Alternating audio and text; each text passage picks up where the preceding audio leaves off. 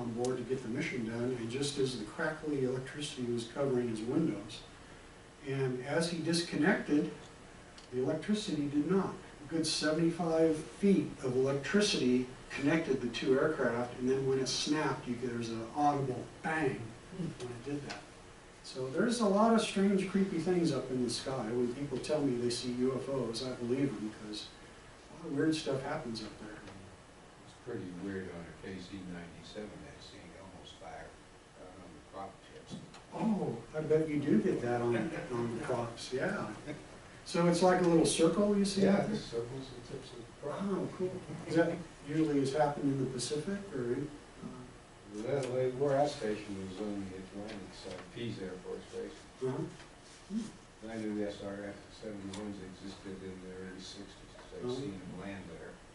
Pease was one of our staging bases out Yeah, there. that was a backup base. I was taking off at Hickam, headed back home, and we had to fly with a tanker. And so we'd all take the runway together, and then the tanker would take off, and we'd wait 1 minute, start our takeoff roll. Uh-huh. Just as I started well, I couldn't see the runway where the tanker's smoke. Mhm. And just as I started my takeoff roll, I looked up, and here's my tanker in about a 45-degree bank. And I said, "Oh, naughty world, we've lost our tanker." Well, what it was is the noise abatement program at Hickam required him to make an immediate turn. Yeah. I had to do that, yeah, I had to do that many times, and the problem was you'd be taken off, and if you didn't make that immediate turn, you'd be coming in low and fast and loud over Waikiki, and they didn't like Either that. like that. So what you'd have to do is you have to kind of roll and put up a little bit of flap, roll a little bit of flap, roll a little bit of flap to come around, because it really wasn't in your regular routine was you get a certain speed, bring up your flaps, and turn. If you did that, you know, that was not good for them. So you had to do a little of each. I didn't like it. But then I wasn't down on the beach, so. They didn't appreciate the sounds of freedom. I got the newer engine now, though. Another tanker story here at Hill was a tanker drove off, the pilot said gear up, and the co-pilot raised the flaps.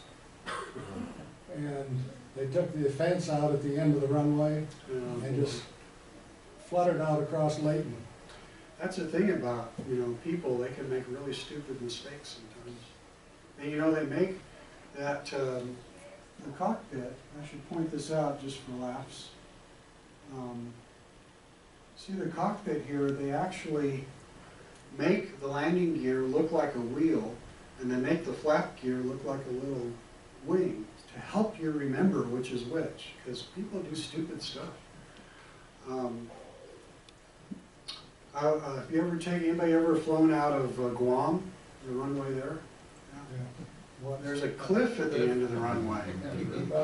And when you're taking off with a full load of fuel in the tanker, you're still in ground effect when you hit that cliff, and you just kind of wallow down a little bit before you go back up. Yeah. I don't care how many times you do that, it gets your attention. Because the way that they load up tankers with fuel is they measure the runway, and then they figure out how much fuel they can put on board, so every takeoff is exciting. On KC-97, don't they, in the old days, let's see, what was it? They had one plane and they couldn't keep up with one of the DC-4s or DC-6s, no, I mean, one of the first jets, 707 probably.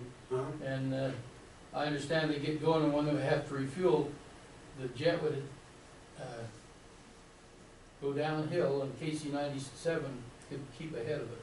We called that maneuver toboggan. Yeah. And with the SR-71, there were certain atmospheric conditions such that you were going as fast as you could, and he was going as slow as he could, and it still wasn't going to work. So you had to actually start to lose altitude to get your speed up, and we called that a toboggan. And you know, if you did it right, you didn't run out of altitude. But you know, he would rather go take off from 26,000 feet to his above 50,000 feet region. But if it means not getting fuel, then he just follows you down however long it takes. And, Is gets this the fuel for transfer. KC-97? This was on 135 had to do a toboggan. You're saying KC 97 had to do it too in some Well, cases. I don't know for sure. Reciprocating engine Yeah, is two by primarily five. for B-47s, and it was the same effect. Yeah, and sometimes, you know, we'd refuel C-130s, and you'd have to go really, really slow so they could catch up to you. So we got the whole envelope with that. And they did hang some jets on the old 97s, gave them a little extra airspeed. Well, we probably should call it a day. If you want to come on up and chat with me, that's great. If you want to look at some of these books or grab the card, that would be good too. Thank you. Thank you. Well, President,